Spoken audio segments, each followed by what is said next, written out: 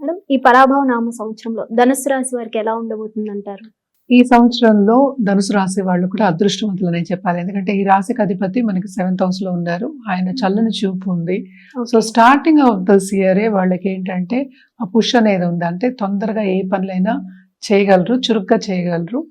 So ఏంటంటే వాళ్ళ mental aptitude కూడా ఏంటంటే హ్యాపీగా ఉంటుందన్నమాట. So starting of the year చాలా చాలా బాగుంది టిల్ జూన్. దాని తర్వాత జూపిటర్ ఏమో మనకి జూన్ 2 కి మనకి కర్కాటకానికి వెళ్తున్నారు అనమాట. ఈ రాశికి అధిపతి 8th హౌస్ సంచారం జరుగుతుంది. సో కొంతవరకు ఇబ్బంది పడే ఒక సూచన మనం చెప్పొచ్చు. అంటే ఏంటి, దేంట్లో ఇబ్బంది పడతారు? ఫైనాన్షియల్ సిచ్యువేషన్ లో. సో ఫస్ట్ దానికన్నా ముందు మనం చూడవలసింది ఏంటంటే ఆదాయ వ్యయాలు మాట్లాడుకుందాం. సో వీళ్ళకి ఆదాయం 14, వ్యయం 11, రాజపూజ్యం 5, అవమానం 6 అని ఇచ్చున్నారనమాట. సో తప్పక ఏంటంటే వీళ్ళకి ఆదాయం అనేది ఉంది, దాంతో పాటు ఖర్చు అనేది కూడా ఉందన్నమాట. సో ఈ పీరియడ్ జూన్ టు అక్టోబర్ కొంతవరకు వీళ్ళు జాగ్రత్త పడడం అనేది మంచిది. అదొకటి కాకుండా మనం చూసాము అంటే 2nd హౌస్ కి రాహు మూవ్ అవుతున్నారు డిసెంబర్ లో. సో ఆ టైంలో కూడా ఏంటంటే కుటుంబంలో కొన్ని ప్రాబ్లమ్స్ వచ్చే ఛాన్సెస్ మనకి కనిపిస్తున్నాయి. అంటే ఏంటి, ప్రాపర్టీ ఇష్యూస్ వచ్చే ఛాన్సెస్ మనకి ఎక్కువ కనిపిస్తున్నాయి అనమాట. And also 2nd and 3rd lord 4th లోనే ఉన్నారు. సో కంఫర్ట్ లెవెల్ అనేది ఉంటుంది, కానీ కొంతవరకు సేవింగ్స్ అనేది తగ్గుతాయి అనమాట. సో వీళ్ళు చేసే పనిలో, కెరియర్ పాత్ లో తప్పక వీళ్ళకి ఆ పుష్ అనేది ఉంటుంది. అంటే ఏంటి, తొందరగా ఫాస్ట్ గా పైకి వెళ్ళడం అనేది ఉంటుంది. అండ్ ఆల్సో ఏంటంటే వీళ్ళకి నాట్ ఓన్లీ కెరియర్ పాత్ లో ఉన్న వాళ్ళకి, అంటే ఉద్యోగం చేసే వాళ్ళకి కాకుండా బిజినెస్ పీపుల్ కూడా చాలా బాగుంటుందని చెప్పాలి. శ్రమకు తగిన ఫలితం అనేది వీళ్ళకి ఉంటుంది.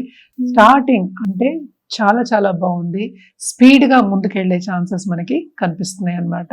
సో స్పీడ్ గా, అలాగే డబ్బు వచ్చే సూచనలు కూడా మనకి కనిపిస్తున్నాయి.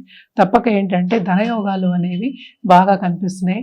అలాగే ఈ రాశికి అధిపతి ఎగ్జాల్టేషన్ పొజిషన్కి వెళ్తున్నారు. 8th హౌస్ వెళ్ళినప్పటికీను ఎగ్జాల్టేషన్ పొజిషన్ కనుక తప్పక వీళ్ళకి డబ్బు వచ్చే సూచనలు, ఫైనాన్షియల్ సెటిల్మెంట్ అయ్యే సూచనలు మనకి ఎక్కువ కనిపిస్తున్నాయి. ఖరీదైన వస్తువులు కొనుక్కోవడం కానీ, సో ఇన్వెస్ట్మెంట్స్ చేసినట్టు ఇంటి నిర్మాణాలు కానీ, ఒక 4 ఇళ్ళు కొనడం కానీ, లేకపోతే గోల్డ్ కొనుక్కోవడం కానీ, మెటల్స్ కొనుక్కోవడం కానీ, అలాగే ఏంటంటే బిజినెస్ పెట్టి విస్తరించడం కానీ మనకి ఎక్కువ కనిపిస్తుంది అనమాట. తప్పక నాలెడ్జ్ ఇండస్ట్రీలో ఉన్న వాళ్ళు, అలాగే ఏంటంటే ఇప్పుడు కన్సల్టింగ్ బిజినెస్ లో ఉన్న వాళ్ళకి కానీ చాలా బాగుంటుంది. క్లయింట్స్ చాలా మంది వచ్చి విస్తరించడం అనేది జరుగుతుంది. అండ్ ఆల్సో క్రియేటివిటీ కూడా చాలా ఎక్కువ ఉంటుంది కనుక తప్పక పై చదువులకి వెళ్ళడం, అంటే ఏంటి, వాళ్ళు ఉన్న సబ్జెక్ట్లోనే కొంచెం కొత్తవి నేర్చుకుని ముందుకు వెళ్ళడం అనేది మనకి కనిపిస్తోంది అనమాట. అలాగే స్టూడెంట్స్ కూడా, ఈ రాశిలో ఉన్న స్టూడెంట్స్ కూడా తప్పక ఏంటంటే ముందుకు వెళ్తారు. పై చదువులకి బయటకు వెళ్ళడం కానీ, వాళ్ళు అనుకున్నది సాధించడం కానీ, వాళ్ళు అనుకున్న సబ్జెక్ట్స్ తెచ్చుకోవడం కానీ, వాళ్ళు అనుకున్న యూనివర్సిటీస్ కానీ ఏదైనా సరే సాధించడం అనేది మనకి కనిపిస్తోంది. తప్పక శ్రమకి తగిన ఫలితం అనేది వీళ్ళకి ఎక్కువ కనిపిస్తోంది. కొత్తగా పెళ్లి కావాలి అనుకున్న వాళ్ళకి ఇది మనకి పెళ్లిళ్ళ సీజన్ కూడా తప్పక పెళ్లి అయ్యే ఛాన్సెస్ ఉన్నాయి. అలాగే ఖరీదైన వస్తువులు ఇచ్చిపుచ్చుకోవడం అనేది మనకి ఎక్కువ కనిపిస్తోంది. ఇంట్లో కూడా ఏంటంటే శుభకార్యాలు జరిగే ఛాన్సెస్, అలాగే ఏంటంటే గృహప్రవేశాలు జరిగే ఛాన్సెస్ కూడా మనకి ఎక్కువ కనిపిస్తున్నాయి అన్నమాట. తప్పక దానికి ఖర్చు ఎలాగో పెడతారు. సో ఖర్చు లేనిదే అసలు రోజు గడవదు. సో తప్పక ఖర్చుతో కూడిన, అండ్ ఆల్సో ఖర్చుతో కూడిన ఒక సంతోషం అని చెప్తాము. ఖర్చు పెట్టినా మనకి సంతోషం ఉండాలి, సాటిస్ఫాక్షన్ ఉండాలి.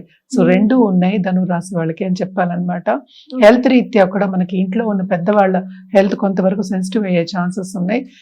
లేకపోతే కొంత ఖర్చు పెట్టే ఛాన్సెస్, మరీ ఎక్కువ ఖర్చులు అంటూ లేవు. వీళ్ళకి మెడికల్ ఇష్యూస్ పెద్దగా ఏమీ లేవు, చిన్న చిన్న నలతలే. సో ఏదైనా ప్రాబ్లం వస్తే తప్పక డాక్టర్ని సంప్రదించడం అనేది వెరీ ఇంపార్టెంట్. అలాగే ఈ రాశిలో ఉన్న వాళ్ళ పిల్లలు కూడా సెటిల్ అయ్యే ఛాన్సెస్ ఎక్కువ కనిపిస్తున్నాయి.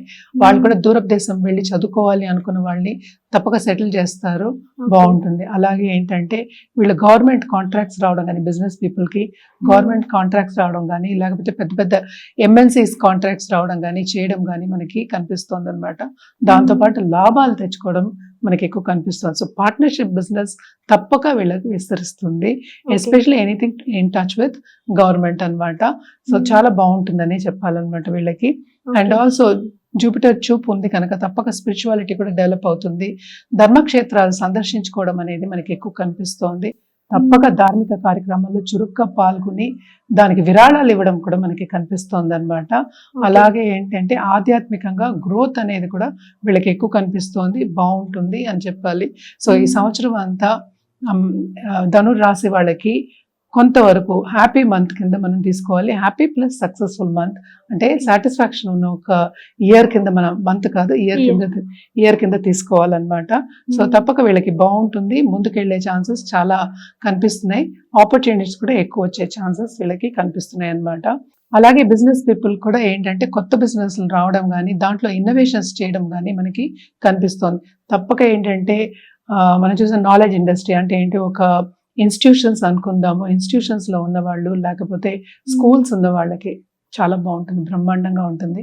వాళ్ళ ఖర్చుకి తగిన ఫలితం, వాళ్ళు ఎంత ఖర్చు పెడతారో దానికి రెట్టింపు రావడం అనేది మనకి కనిపిస్తోంది అనమాట. తప్పక ఏంటంటే గుర్తింపు అనేది వీళ్ళకి వస్తుంది అండ్ ఆల్సో మంచి పేరు వచ్చే ఛాన్సెస్ ఎక్కువ కనిపిస్తున్నాయి. ప్రముఖుల వ్యక్తుల అంటే ఏంటి, పాలిటిక్స్ లో ఉన్న వాళ్ళ కనెక్షన్ రావడం కానీ లేకపోతే పెద్ద కంపెనీస్ వాళ్ళ సిఇఓస్ కానీ లేకపోతే డైరెక్టర్స్ సంబంధం రావడం, సత్సంబంధాలు రావడం కూడా మనకి ఎక్కువ కనిపిస్తుంది అనమాట. ఏదైనప్పటికీ ధనుర్ రాశి వాళ్ళకి ఈ సంవత్సరం అంతా ఎత్తు తగులతో పాటు సాటిస్ఫాక్షన్ గా ఉంటుందని చెప్పడం జరుగుతుంది. సో ఈ రాశి వారు ఎలాంటి పరిహారాలు చేస్తే బాగుంటుంది అంటారు? తప్పక వీళ్ళు ఏంటంటే సోమవారం మనం శివుడికి పూజ చేయడం, అంటే శివాలయం దర్శించుకోండి, శక్తిని పూజ చేయండి, మోస్ట్లీ గురు కాళ్ళు పట్టుకోండి, థర్స్డే తప్పక గురుని ఆశ్రయించండి, చాలా మంచిది. అలాగే ఒక జపం కానీ దీక్ష కానీ గురు దీక్ష కానీ తీసుకోవాలి అంటే తప్పక చేయండి.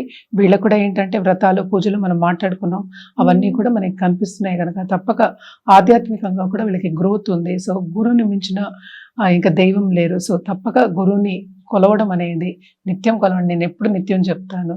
సో నిత్యం కొలవండి, ఎందుకంటే ఇది సంవత్సరం మాట్లాడుకుంటున్నాం. సో నిత్యం కొలవండి, చాలా మంచిది. మనం కలర్స్ విషయానికి వస్తే కనుక తప్పక వీళ్ళు ఎల్లో వాడచ్చు, ఎల్లో నుంచి డార్క్ ఎల్లో వాడడం, దాంతోపాటు గోల్డ్ వాడచ్చు లేకపోతే సిల్వర్ వాడడం ఇంకా మంచిదన్నమాట. తప్పక వీళ్ళు ఏంటంటే ఖరీదైన వస్తువులు కొనుక్కుంటారు. సో ఈ కాలంలో గోల్డ్ కన్నా అందరూ సిల్వరే కొంటున్నారు కనుక తప్పక సిల్వర్ వస్తువులు కొనే ఛాన్సెస్ కూడా మనకి ఎక్కువ కనిపిస్తున్నాయి. అలాగే రుద్రాక్ష విషయానికి వస్తే కనుక తప్పక వీళ్ళు పంచముఖి రుద్రాక్ష అలాగే షష్టముఖి రుద్రాక్ష వేసుకోవడం చాలా మంచిది. ఏదైనప్పటికీ జాతక రీత్యా మనం పరిహారం ఇవ్వడం కానీ జాతక రీత్యా ఒక సొల్యూషన్ ఇవ్వడం కానీ బెటర్ అన్నమాట. సో ఫస్ట్ జాతకం పరిశీలించుకున్న తర్వాత రుద్రాక్ష వేసుకోవడం అనేది మంచిది. ఏ రోజు వేసుకోవాలి, ఎలా వేసుకోవాలి అనేది కూడా చెప్పడం జరుగుతుంది. ఓకే.